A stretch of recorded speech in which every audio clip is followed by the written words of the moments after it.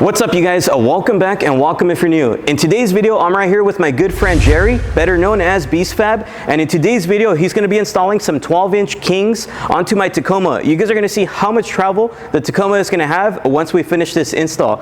Just in case you guys do end up wanting to go ahead and purchase these Kings, they'll be in the description box below, and I also have a discount code for you guys. So the discount code is going to be Jesse Rizo, so go ahead and get yours. If you want to, it's going to save you some money. Another thing, that discount code that I just gave you guys, it also works on a bunch of other products on the Running for Tacos website, so check them out. So let's go ahead and now get into the install with Jerry. He's going to show you guys exactly how to do it and how awesome it is at the end. Let's go. As always, I'm going to go ahead and show you guys just kind of what we're working with, and then we'll go ahead and show you guys exactly how to install it, and then of course how they are at the end of the video. So looking right here, what we have is going to be the 12-inch King Smoothies with the remote reservoirs and adjusters, of course. So these are going to be awesome when we do go off-road. It's going to be a lot of travel. And then of course right here, what we have is going to be the brand new extended brake lines. Whenever running anything like this, you are going to need to get those brake lines to go ahead and extend them. If not, you will rip out your stock ones and you won't have any more brakes. Next thing that we do have right here is going to be the Archive Garage new shock towers. This is going to be for the top section of the shocks where they go into. And then of course at the bottom, we're going to have to put some brand new relocations as well. So these are going to be the brand new shock towers for the bottom. And what we have right here is going to be the Archive Garage brand new hangers. Of course, your stock Tacoma does have some, but these ones are going to be a little bit longer, and this actually allows the leaf pack to drop a little bit more, and that will give you, of course, more travel and a better ride. So let's go ahead and now get into the install, and we'll show you guys how it's done. All right, you guys, so the first step in this process is, of course, removing the tire. Once you do that, you want to go ahead and now, of course, remove your shock, whatever you have, whether it's aftermarket or factory, doesn't matter, but you want to go ahead and remove that.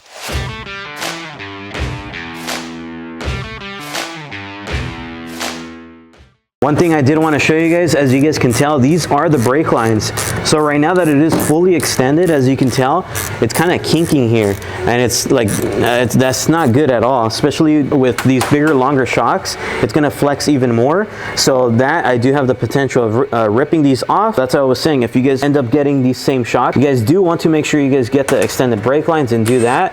If not, you guys are going to run into issues. You guys are going to break them, and that's not going to be good, especially off-road with no brakes. That's not good. So once again, as you can tell, it's super kinked right here, and as you can tell up here, it's like that's not good at all. Alright, you guys, so now that we have the shocks out on both sides, I'm going to go ahead and kind of explain what we're going to be doing first. So of course, everybody does have their own process when doing this, but this is the way Jerry's going to be doing it. So looking right over here, you're going to notice here is the stock factory shock tower. So first things first, what we're going to be doing is we're going to be cutting this off, then we're going to grind it and kind of sand it down to the frame just so it's nice and flat surface. That's just going to be prepping it for the brand new shock tower that we're going to be installing. And then of course, once he finishes that, it does sound easy, but believe me, this is actually a long process. And then once we do that one though, then we're going to move down here on the diff. So you're going to notice right here at the bottom one, this is where the bottom half of the shock mounts into. So we're going to be doing the same thing. We're going to be cutting it off the differential completely, and then we're going to be mounting some brand new shock mounts that are going to be right here at the bottom. They're going to be a little different style, just to allow for the brand new shock to sit flush and work properly. You guys will see, of course, once we get to that step, but I just kind of wanted to explain what we're going to be working on right now. Now we're going to go ahead and set the truck on fire. Just kidding. So we're going to go ahead and, of course, start with cutting off the shock tower on the top. As you can tell, he was putting some gloves away at the top, just so that way he doesn't mount the plastic, since the bed is like a composite slash plastic. He doesn't want the grinding and everything kind of basically melting that. So you can tell, first step is of course kind of cutting it off. Once it's cut off, now as you can tell, there's still some left over right around there. So now what he's going to be doing is basically grinding it off completely, so that way it's nice and flush, and then we'll go ahead and clean off the surface to prep it for welding.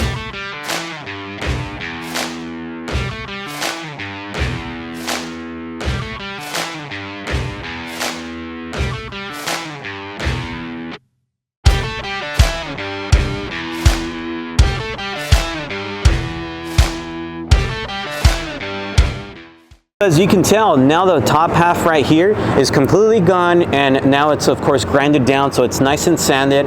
So right now, up next, what we're going to be doing is we're going to be grabbing the brand new shock tower that's from Archive Garage. We're going to be kind of mounting it, seeing where it's going to go exactly, and then we're going to go ahead and tack weld it. One thing I did forget to mention, so whenever you guys are going to go ahead and place your brand new Archive Garage shock tower mount, you are actually going to need to cut out some of this wheel well here.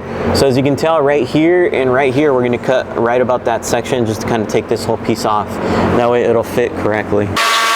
And as you can tell, it's just a little section just to that way it can fit, and then you guys will see now the mount will actually fit correctly, so there won't be any problems. So there it is. Now that we have it kind of in its position, Jerry's going to go ahead and now start tack welding, and then we'll get on to the next step. Super simple. Not really, but yeah. So right here is going to be our new shock tower mount. Like we had said earlier, you have to kind of mock it up and stuff like that.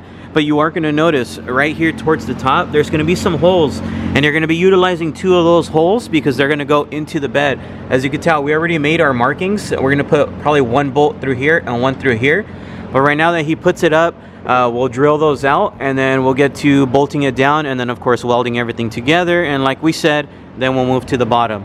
This is a lengthy process. That's why whenever you want to do this, it's always best to just hit someone up like Jerry that knows what they're doing. Because if you do this at home, good luck. If it doesn't line up, good luck, because then you're going to have to take everything down and redo everything. Just to let you guys know, the holes that we are drilling out, like I said, it's going to be 2 of them. It's going to be a 1/2 inch to go ahead and drill that out right there. All right, you guys, so of course, now that we have our markings and everything like that, he's put 2 of the bolts through already, as you can tell way at the top. Those do come provided.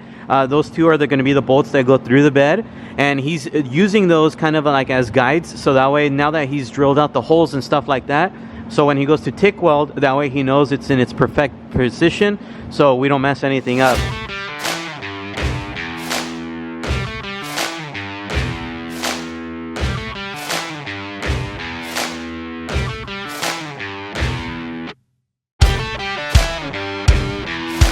Alright, you guys, and I don't know if you guys did notice, he was pausing at certain points. So he did one section, he'd pause for a while, do the next, and so on.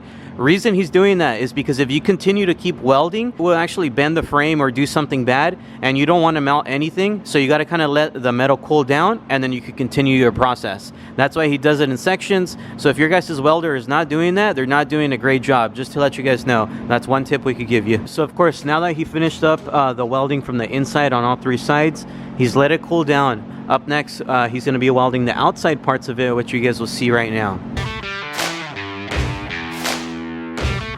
You can tell everything's now welded up, everything has cooled down, it looks awesome. We've welded the outside, insides, and the other side there. Everything's ready to go. Up next, of course, now we're going to be moving on the bottom half right here, but Jerry did want to give you guys one quick little tip. Yeah, alright guys, so I was telling Jesse right now that this job is a really meticulous job. Keep in mind you're modifying the shape and the operation of your rear end. You have to take your time. You want to take measurements 100 times. You don't feel comfortable doing it yourself. Have a buddy to help you out or someone with more experience to help you out. I mean, you pretty much could mess up your truck entirely. Moving downwards to the differential, so there's a risk that you actually, if you weaken the differential itself, when you're grinding or cutting with the plasma, I mean, you can puncture it. You can actually turn your oil on fire. It's actually a high-risk job. Obviously, it's not something that is going to be cheap, but to be honest, you don't want to be cheap in a modification like this. Oh yeah, so let's now continue to the bottom half. Of course, right here in my hand, I do have the ABS harness. All you do is get a panel removal tool, you go beneath it, and it'll pop right off. So like I said, it's held in place there, held in place right here, and it goes connected right here. So what you want to do with this is you actually want to move it out of the way. So I'm probably going to place it right over here, just so it's out of the way. So when we're actually cutting this off here, none of the sparks are hitting it, because if we do cut that, then it's going to be an expensive fix, and I don't want to do that. So let's go ahead and now move on to cutting this bottom half off and installing the brand new mount. Let's get it.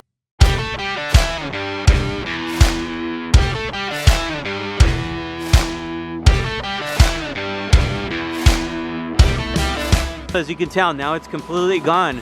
but there is of course still some left over. So right here, what we need to do now is we need to completely let the diff cool down once again. Once it does cool down and we let it sit for a couple minutes, now we're gonna actually use the grinder. We're not gonna be using the plasma cutter anymore. If we use the plasma cutter this close, then that's when you run the risk of burning something or catching something on fire. We don't want to do that. So like I said, in this next step, once it cools down, we'll be using the grinder to actually clean off the surface. Then we'll sand it down and get to welding the bottom bracket. So let's get to that step now.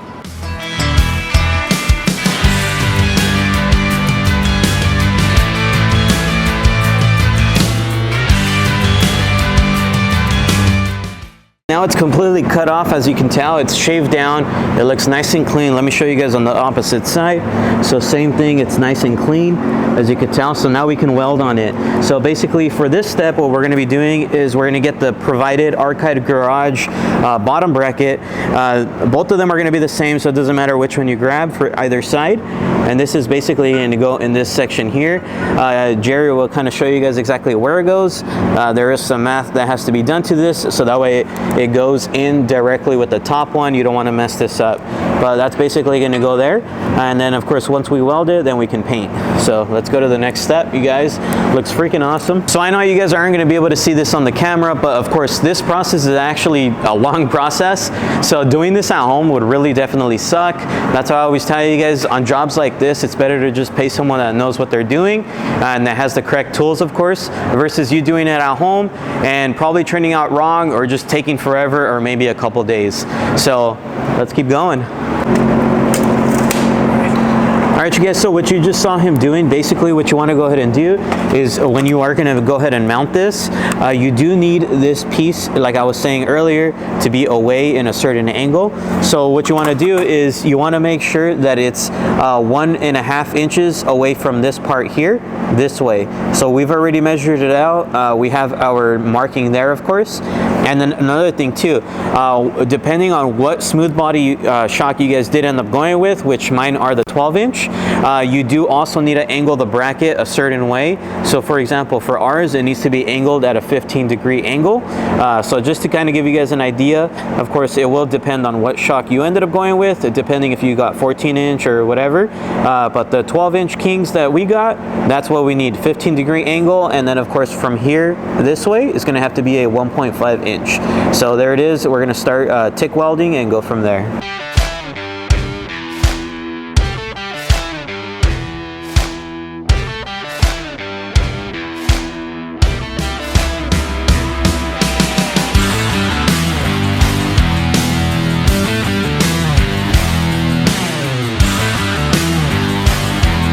Just in case you guys are noticing, he's stopping within a couple welds. A reason why is, like we were telling you guys earlier, this thing can heat up and you don't want anything to catch on fire, so you gotta do little by little on this section here.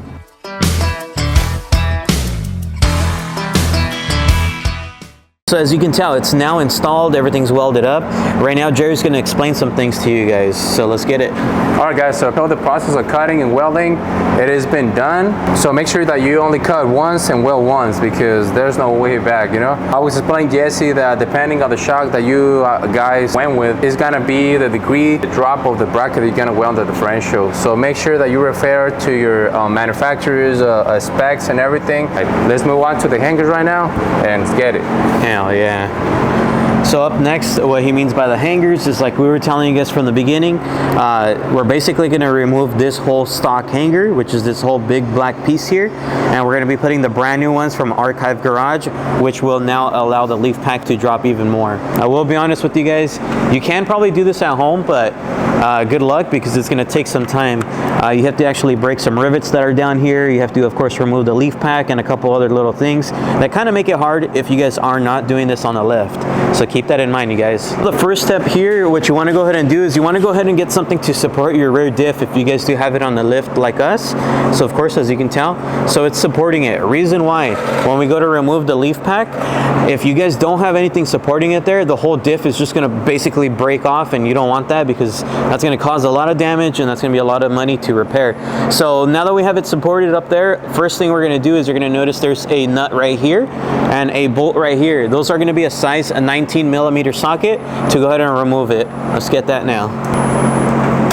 Guys, on one tip that I wanted to let you guys know. So of course, this nut here and bolt, that we do have to take it out. As you can tell, we already removed the nut and washer. Now we just need to punch it on this side to go ahead and take it out all the way. But the note that we wanted to give you guys is this top one here. It is going to be a size 19, but that one you don't need to take it off completely. You just want to loosen it like this. It'll help you guys out. You guys will see why, but there it is. And it's that simple. But like I said, if you're doing this at home, and people that have done it can vouch for me what I'm saying, that it's not an easy job doing this one at home. So just like that, and there it is, you guys. Now it's off. So if you had this tightened all the way how it was, torqued down, right now if you saw, he kind of moved it easily, but if you had it tightened, this would have been super hard to bring it back to the back just like this. So now that it's out of the way, up next we're going to be working on those rivets that I told you guys. That's going to be the hard part, to actually take this stock hanger off.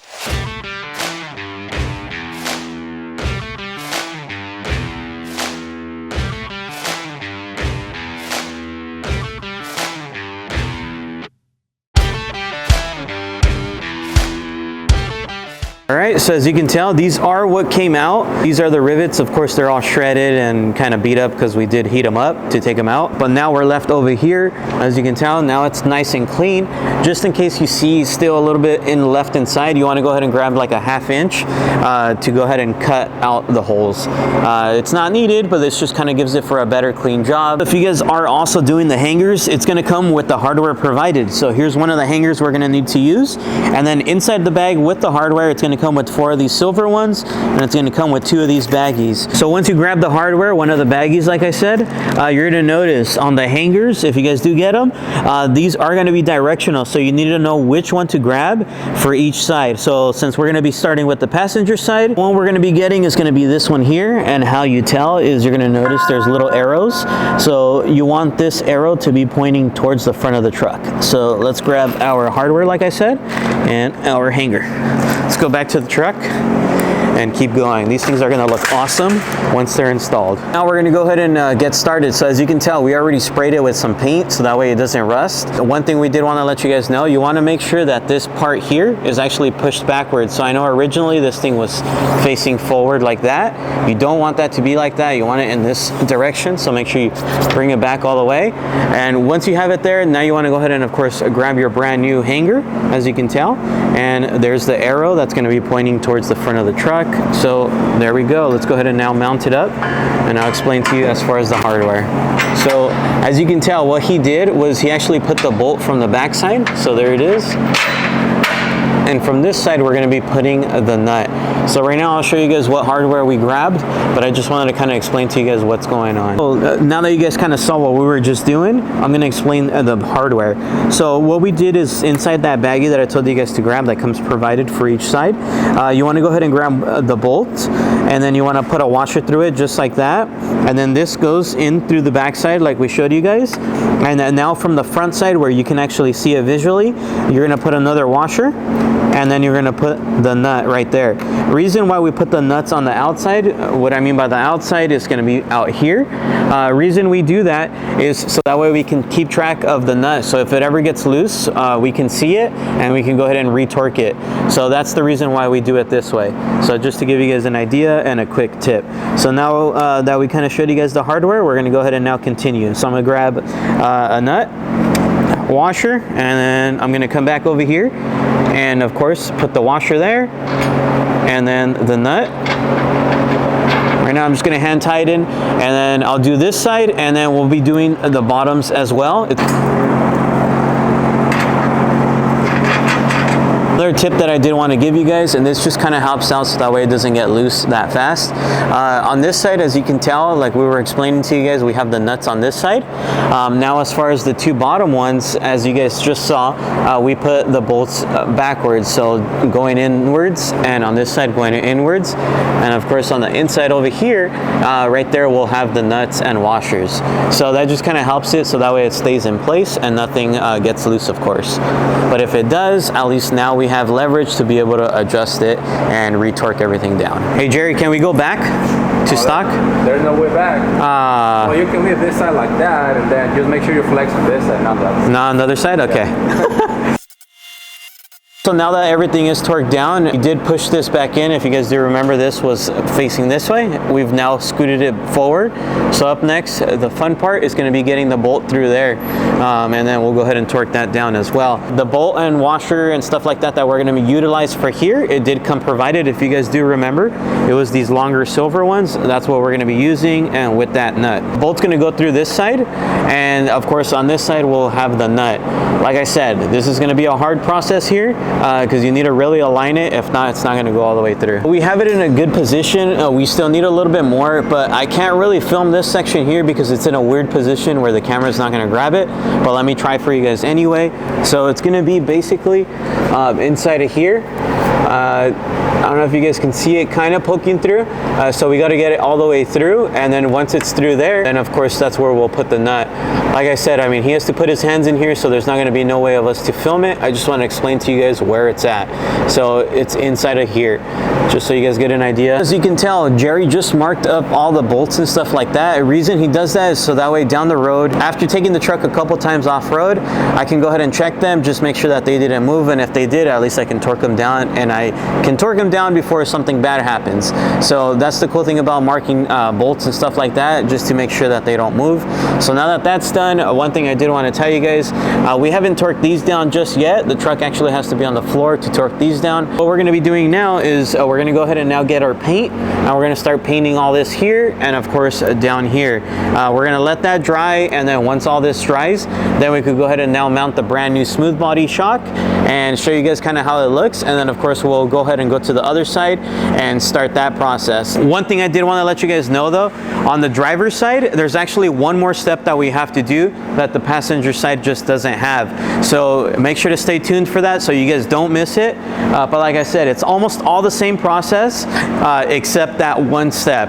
It's nothing crazy, but you need to do it to make sure to mount this correctly. So let's keep going with this and show you guys.